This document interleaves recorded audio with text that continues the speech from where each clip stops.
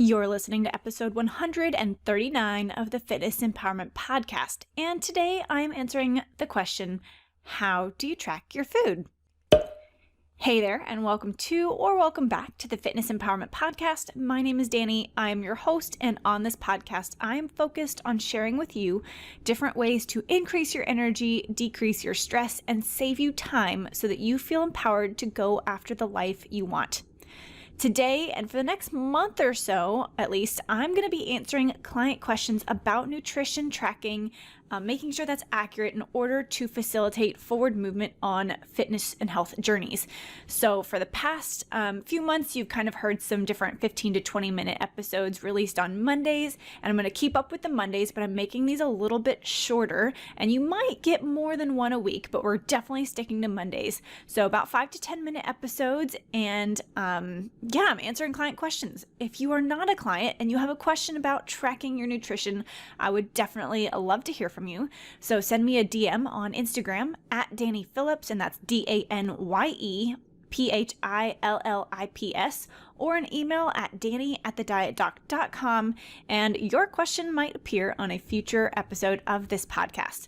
So to make sure that you don't miss out on any future episodes, I want to invite you to join my email list where I let you know when my latest podcast or YouTube episodes are posted and available for your listening pleasure. And of course, make sure you're subscribed to the podcast too.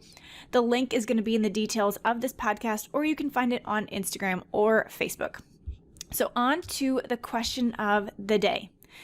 How do you track your food? For such a simple question, it can be taken in a lot of different directions. And my sarcastic side says, well, you simply just have to start tracking. Don't overcomplicate it. But I get it. I think sometimes we wonder what the different methods and the options are, or the mechanisms of tracking. Like, are we doing it right? How do we know if we're doing it right? Slow down. We will get to all of those questions, but when you break it down, there are two main ways to track your food.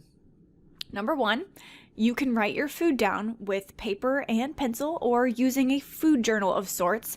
You can even plug what you eat into maybe a spreadsheet if you want to use a little bit of computer technology, but you're not ready to get a little bit more specific than that. Now, the second approach that you can use is using an app, something like MyFitnessPal or LifeSum. There's a ton of different apps out there. Personally, I use MyFitnessPal. That's what I have my clients use, but you have to use what works for you, or if your specific coach has a recommendation and they know that app, then use that app. So I often see that those who feel technologically challenged, and trust me, you're not alone, they don't want to use an app to track their meals at first. It seems overwhelming. It's one more thing to learn. It's going to take too much time. It'll just be faster to write it down. Yes, that can be true. And I'll be honest, when I first started my tracking journey, I used a food diary and I tracked it in a handwritten journal for probably close to a year before I switched to using the MyFitnessPal app. I still have the journal, actually. It's in a spare bedroom. I can't seem to part with the memory, and it's kind of fun to reference for clients who are brand new. So I do think that the app is faster when you get the hang of it, when you're ready. And the capabilities and the math that is done for you, I think it's just far beyond what my brain can personally handle on pen and paper. So my recommendation is to start with what you feel is comfortable or doable. Don't overwhelm yourself. And then when you become comfortable with the tracking on paper or in a journal, consider switching to an app. If you eat the same exact things almost every day, or, variations of the same things every day, it's much faster when you're ready to use an app that knows what you already track, and it can just kind of track your meals as you go, and you can kind of it's much faster. I promise it's faster. So start where your comfort zone is, and then slowly but surely move out of that as you're looking for ways to save time versus being super comfortable on pen and paper. Trust me, you're not going to want to use a calculator on your phone forever if you're trying to track it in a spreadsheet or on a piece of paper. So that's going to wrap us up for today.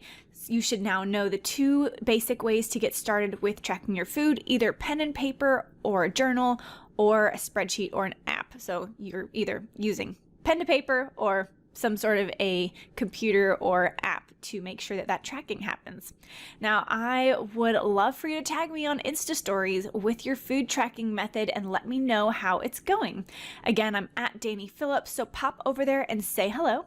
And the next question I'm going to be answering is how to track your macros. So if you want to know the answer, then make sure you're subscribed here on the podcast and to my email list so that you don't miss out. Have an amazing day, and I'll talk to you in the next episode. Bye for now.